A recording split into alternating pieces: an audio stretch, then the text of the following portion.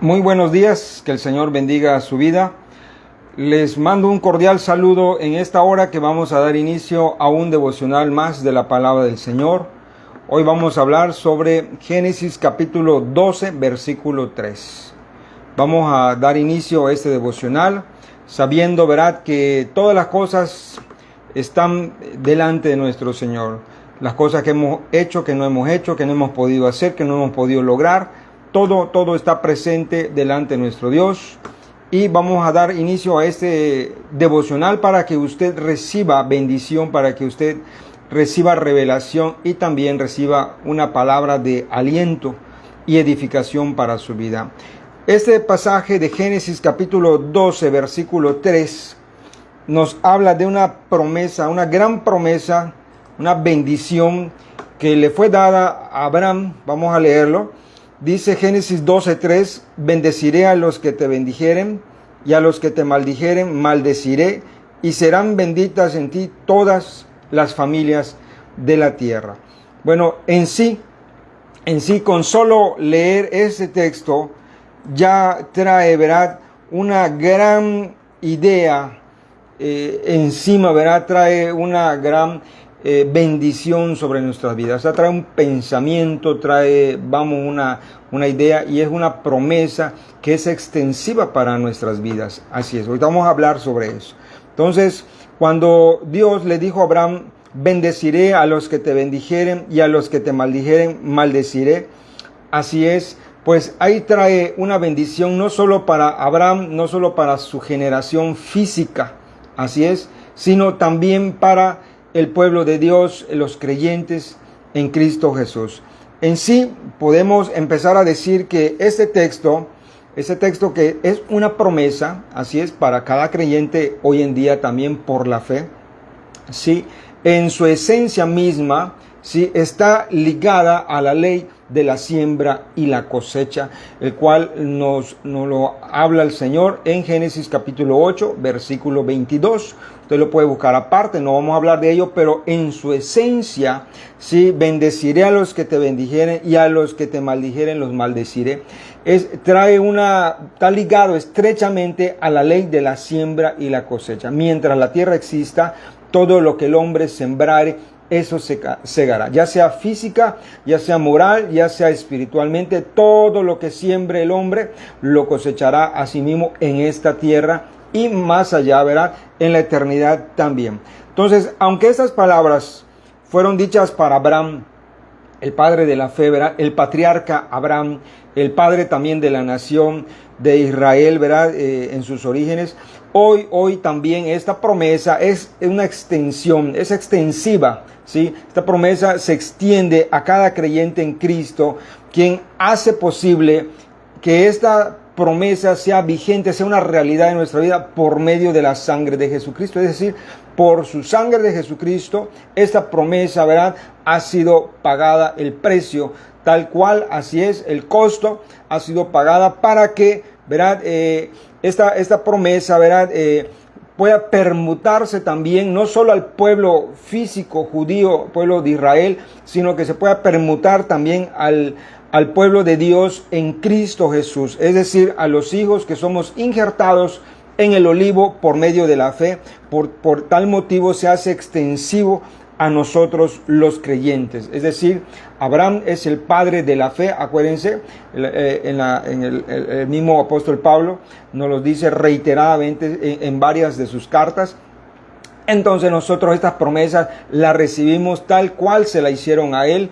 También es, vamos a decir, transferible. También es una realidad para cada creyente. Entonces siéntase hoy, verá, con esa bendición. No diga, hermano, oren porque me están persiguiendo, oren porque me ultraja mi pareja, hombre o mujer, ¿verdad? Yo no sé, su cónyuge, me ultraja en mi trabajo. Mire, usted no tiene que preocuparse y estar dando voces de alarido, ni tampoco sentirse la víctima, porque aquí hay una promesa, simplemente dando gracias al Señor y diciéndole en oración a Él: mira, Señor, tú conoces las cosas, cómo está la situación, la agresividad que tienen o la violencia que tienen contra mí por buscarte, o porque simplemente usted representa el nombre de Jesús, le van a hacer, ¿verdad?, la vida imposible. Eso es parte del Evangelio, porque no es bien recibida la luz en las tinieblas. O sea, no crean que lo reciben con gozo, a menos que tengan una necesidad o se den cuenta de su necesidad, mejor dicho. Entonces, usted no tiene que hacerse la víctima, porque esa promesa es una realidad. Bendeciré a los que os bendiga, es decir, a las personas que les ayudan, incluso en la misión, en la iglesia, en el ministerio, las personas que colaboran con esos ministerios, esas iglesias, con esas congregaciones, son bendecidos también. Esas manos generosas que extienden su mano para ayudar, en cualquier modo, también son bendecidos. Así es. ¿Por qué? Porque está implícita esta promesa, ¿verdad? Es inherente, ¿verdad?, en cada favor, en cada ayuda que se suple, en cada palabra, en cada oración que hacemos por nuestros hermanos en la fe, y también por el pueblo de Dios, los pastores, los ministros, las iglesias, incluso por la salvación de las almas. Ahí lleva una bendición. Es decir, usted está bendiciendo y el Señor le está bendiciendo por arriba. Entonces, déjeme decirle que ese verso habla de una sola cosa: la actitud del creyente.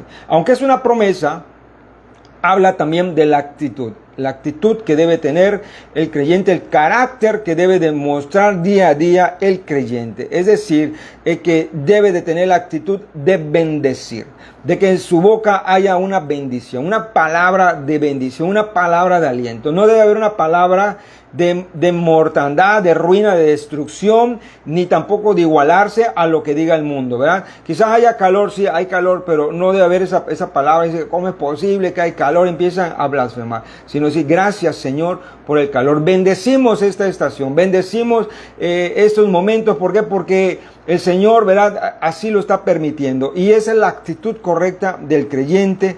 Así es, porque en ello pesa una bendición sobre nuestras cabezas o una maldición. Entonces, no hacia la gente que vive blasfemando y criticando y juzgando y burlándose, ¿verdad?, incluso oponiéndose al Evangelio, oponiéndose a todo aquel que profesa el nombre de Cristo Jesús. Acuérdense que las personas que son agresivas con los hijos de Dios no es porque los hijos de Dios sean malos, sino porque les molesta la palabra de Dios, les molesta la luz, les molesta la corrección, no quieren obedecer, no quieren sujetarse. Por eso se molestan con las personas que representan el nombre de Dios en la tierra. Entonces, no se debe tampoco usted alarmar, porque ese es el carácter de las personas que se van a manifestar en los últimos días, como dice segunda de Pedro, también lo dice en Timoteo, en segunda de Timoteo lo dice, que nos dice que habrá personas blasfemas, contumaces, rebeldes.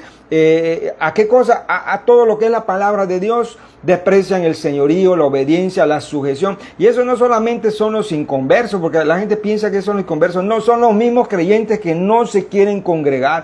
Son los mismos creyentes que viven hablando mal de las iglesias. Son los mismos creyentes que viven hablando mal de otros pastores, o viven hablando mal de los mismos hermanos de la fe. Y incluso aquí va más allá, dice que no temen hablar de las potestades superiores, es decir, de los tiempos. Es decir, nosotros no podemos hablar porque hay gente que dice: maldigo este día, y empieza a hablar cosas blasfemas por lo que le sucede en el día, en lugar que haya una bendición en su vida. Entonces, revise sus actitudes el día de hoy, porque este es un devocional. Y verifique, ¿verdad?, su conducta, su carácter, porque por ejemplo en 2 de Timoteo 3 dice que habrá personas sin afecto natural, es decir, le da lo mismo una cosa, le da lo mismo otra cosa, ¿verdad? Son implacables, calumniadores, aborrecen lo bueno, son gente que se ama a sí mismo. Pero eso ¿cómo se traduce? En que se vuelven agresivos con los demás. Menos mal que fueran ellos los enojones o los molestos y estuvieran allá aislados en una montaña o en el monte, ¿verdad? Pero no, sino que viven maltratando a la gente que está a su alrededor. Y si es una pareja, peor aún. Entonces, pero que no sea por nosotros, porque a veces nosotros creemos que los demás están mal, pero cuando realmente nosotros somos los que estamos realmente muy equivocados con nuestro carácter, dejamos pasar la ira, la soberbia, ¿verdad? Nosotros mismos somos los agresivos con los demás, incluso tratando de corregir de una manera violenta y agresiva, con odio casi a las personas, cuando debe de ser con amor. Entonces, ¿qué es lo que nos pide el Señor? ¿Verdad? El Señor nos dijo, ¿verdad? Amad a vuestros enemigos, bendecid a los que os maldicen, haced bien a los que os aborrecen y orad por los que os ultrajan. Entonces, ¿qué habla de una bendición? ¿Qué es lo que quiere decir? Que siempre debe de haber una palabra de bendición en nuestra boca, ya sea en la oración, ya sea en el comentario, ya sea en cualquier situación, lo que estemos viviendo, sucediendo, pasando, atravesando, debe haber una palabra de bendición para ello, para la situación, para las personas que provocan esa situación y para lo que por donde esté viniendo esa adversidad. Debe haber una palabra de bendición. Así es, en el nombre de Cristo. Igual también el salmista decía, verá, bendeciré a Jehová en todo tiempo, en el Salmo 34:1. Y si usted revisa, siempre habla de bendición y de bendición. Bendecid, ¿verdad? Dice, alzad vuestras manos, bendecid a Jehová. Y empieza a hablar el salmista de pura bendición. Mira cuán bueno y cuán delicioso es habitar los hermanos juntos en armonía. Entonces, habla de una bendición ahí. Pero ¿qué pasa cuando muchos hoy se reúnen, empiezan a criticar, o a veces dicen, no, yo no me quiero reunir porque ahí son hipócritas, son eso? Hay que bendecir. Entonces, mire, si Génesis, esta bendición está escrita en Génesis. Génesis, realmente, si usted revisa y analiza el libro de Génesis, habla del libro de los comienzos, obviamente, ¿verdad? Y no solamente nos escribieron Génesis para proporcionar los datos de la creación, cómo se hizo la creación, cuántos días duró y cómo se hizo el hombre. No solamente eso. Tampoco fue para preservar nada más, en el fondo, verá la historia y los orígenes de Israel, el marco histórico y bíblico que se desarrolló el pueblo de Israel, sino que también habla de los comienzos de nuestra vida. Imagínense, en Génesis fue escrita esta bendición: bendeciré a los que te bendigan, maldeciré a los que te maldigan. Y no es que Dios maldiga a la gente, sino que en sí, le digo, trae inherente la promesa de la ley de la siembra y la cosecha. Es decir, la bendición Dios la da, pero el que no la quiere, lo único que va a recibir es la maldición de su propio pecado, porque Dios no tiene palabra de mal para nadie, al contrario, tiene palabra de salvación para toda la humanidad. Entonces, el libro de los comienzos, Génesis, que en hebreo significa, ¿verdad? Tiene la palabra Bereshit, los comienzos. Entonces, revisa tu comienzo, tu origen, el origen del mal, el cual a lo mejor hoy vienes arrastrando una enfermedad, un problema, una falta de economía, una maldición que se ha pasado, o como le dicen, un desierto, otros le dicen un proceso. Revisa tus comienzos, porque no es porque Dios te lo haya mandado, sino porque tú no has tenido esa actitud correcta de bendecir el nombre del Señor, bendecir el tiempo, el día, las personas con que te rodeas, ¿verdad? Todo eso hay que analizarlo, porque de ahí parte nuestra bendición. No es que Dios no nos la quiera dar, no es que Dios la detenga, es nosotros mismos con nuestras malas actitudes detenemos la bendición. Porque si usted abriera los ojos espirituales, el Señor tiene ya enviado las bendiciones para nuestras vidas.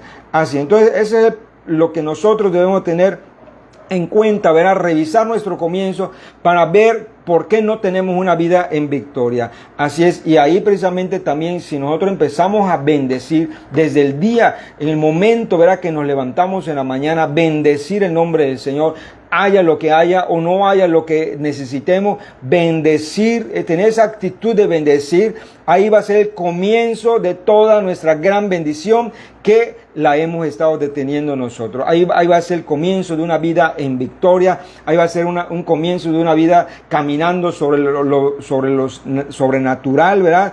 De solucionarse nuestros problemas, de que nosotros, ¿verdad?, tengamos victoria en medio de cualquier situación. Cuando aprendamos, cuando tengamos en nuestra boca, ¿verdad?, una palabra de bendición con nuestro pensamiento, nuestra boca, nuestro corazón, nuestras actitudes.